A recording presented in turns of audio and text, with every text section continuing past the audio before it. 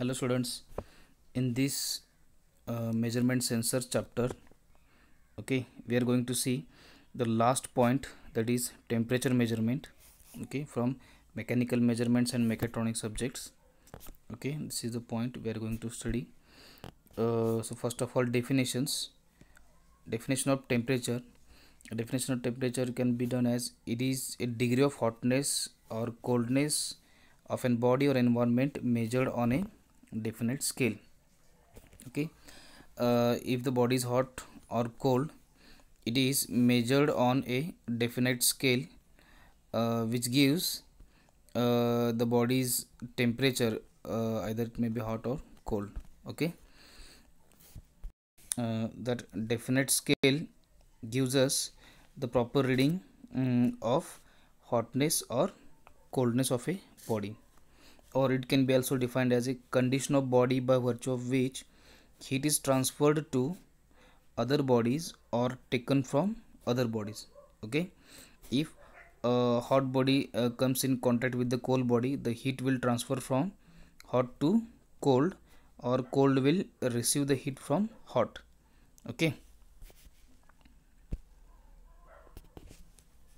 We sense something hot when it is hotter than us, or we sense something cold when it is colder than us, having less temperature than us.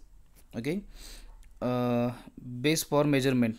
So number of scales are defined to measure the temperature. So for that, base used is melting point of ice, that is 0 degree centigrade, and boiling point of water, that is 100 degree centigrade. Or melting and boiling of water is used as a base for measuring temperatures. And we know that temperature is a fundamental condition characteristic of thermal state of body.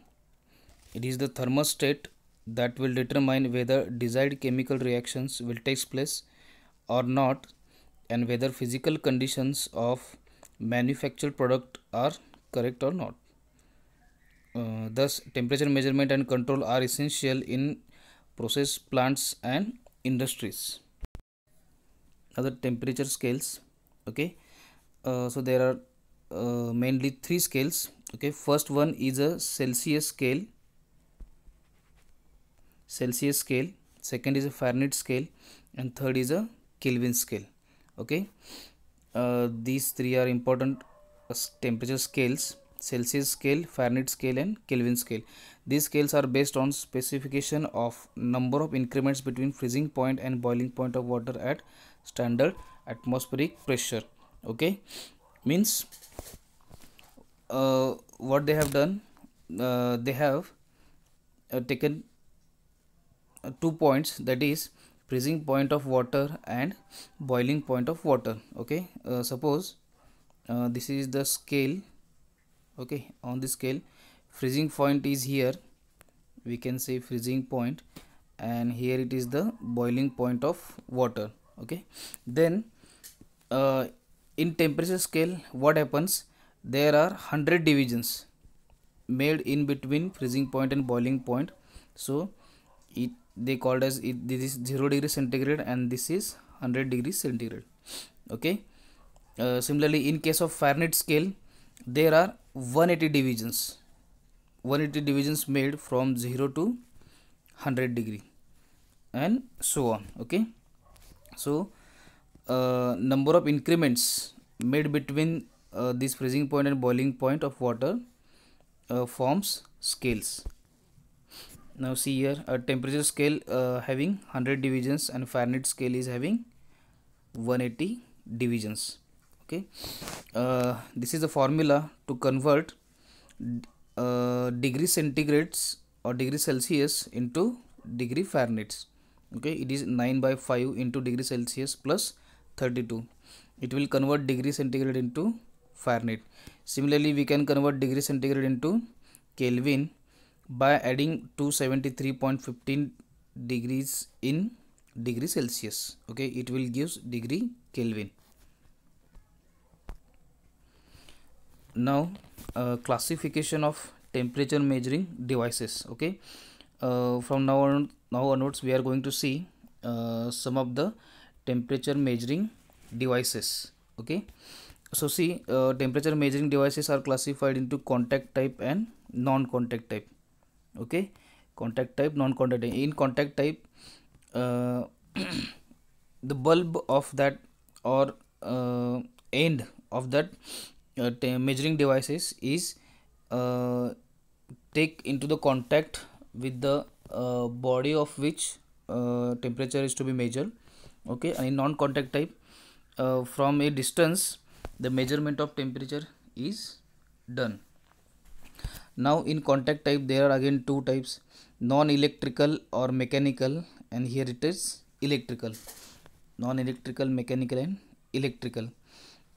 In non-electrical or mechanical, okay, uh, electricity is not required, so hence they are uh, categorized into non-electrical or mechanical. Here it is bimetallic strip thermometers, or liquid in glass thermometers, and vapor pressure thermometers.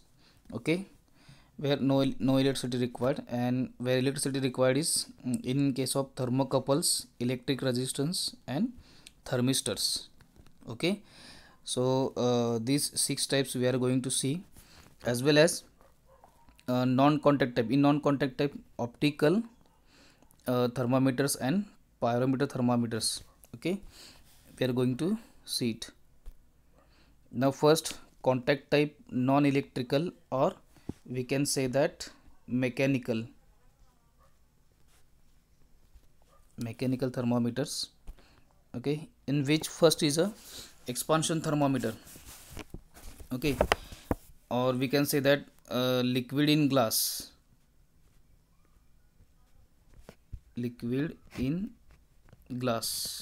thermometers. Okay, it is a device which indicates measurement of temperature according to expansion of a liquid in a thermometer. Okay, so see, this figure shows this is a thermometer in which this is the we can say this is the base part, okay, of it, and this is the stem. Okay, this is the base part and this is the stem. Okay, now here this is the bulb, in which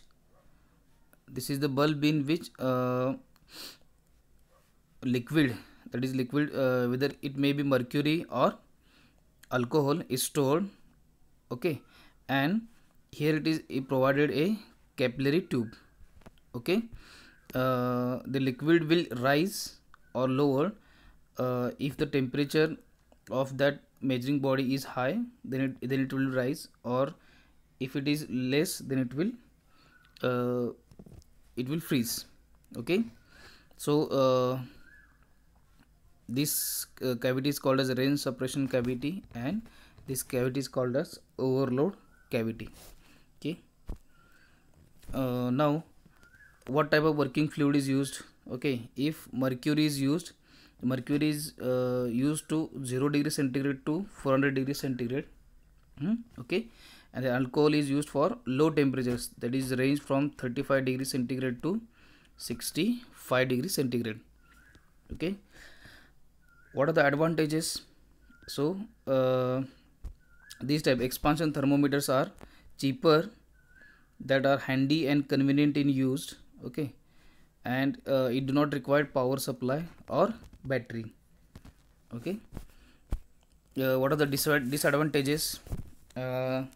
It tends to fragile, hence easily broken. Okay, you may see that after a certain number of use, that bulb of that thermometer breaks down. Okay, so it is very fragile and gets easily broken. We cannot read temperature from distance. Okay, we have to keep that bulb in contact with the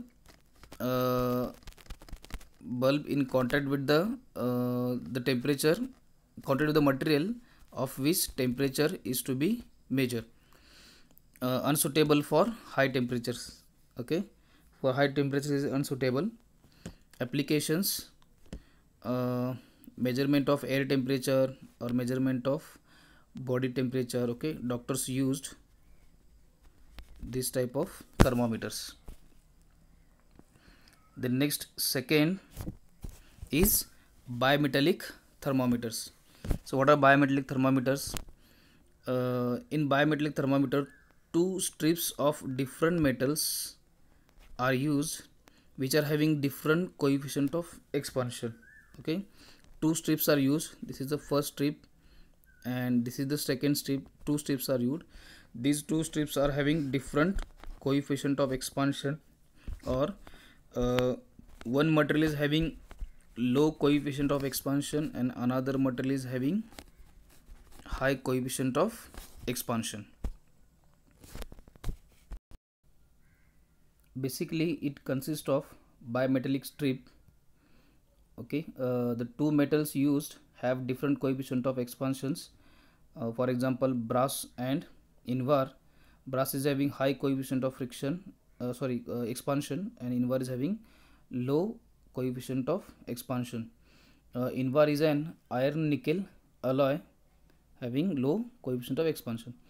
These two strips are braced or welded together. These two strips are braced or welded together, and having one of its end fixed. Okay, making cantilever. Having one of its end fixed, that is making cantilever. The other end will deflect due to temperature change. Okay, if temperature increases or decreases, then this is the initial condition and this is the final condition. Okay, then this other end deflects, okay, due to the temperature change. This deflection is directly proportional to the temperature. It is also directly proportional to this length, square of length, directly proportional to square of length, and it is inversely proportional to the thickness. Also it is inversely proportional to the thickness. When the temperature increases or decreases, this bimetallic strip gets deflected. Okay, and when get deflected, the pointer fixed on the strip will give reading of that temperature. Okay, or the bimetal is, see here, or the bimetal is wound in the form of helix. This bimetal is wound in the form of helix. Its one end is fastened permanently. Okay, it is fixed here permanently, and the outer casing to the outer casing, and the other end is connected to the pointer stem. See, this other end is connected to the pointer stem. A pointer is attached to the upper end of stem and it moves over a circular dial monitoring temperature. Okay, so this is the dial. Okay, and pointer is connected to this other end of helical strip. Okay, now next, what are the advantages? Advantage is it is a rugged construction. Okay, that is it do not get easily broken. The next, no maintenance required, and plus minus 1% is the accuracy. Okay, accuracy is we can think it having more accuracy. Now what are the disadvantages? Disadvantages are stress in the strip during deflection must be limited to reasonable value. Okay, if stress is more in that strip, then it will not give a correct temperature, it will give a wrong temperature. So stress must be maintained within reasonable value for that strip.